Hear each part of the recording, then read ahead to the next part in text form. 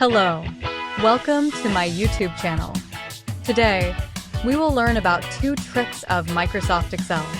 First, we will learn about removing blanks rows in 10 seconds.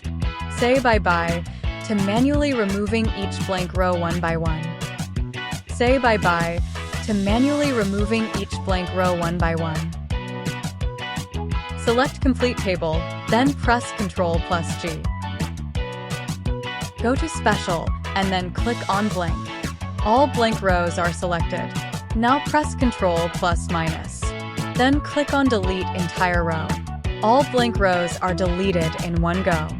Now our second trick is how to insert blank row between rows in a table in one go instead of manually inserting one by one.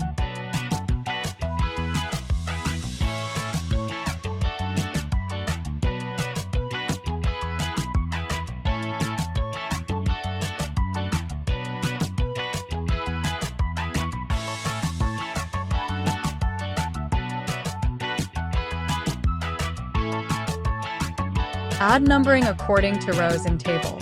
Then copy-paste the same numbering downward. Press Alt+A+SA. Then expand the selection. Delete the column of numbering.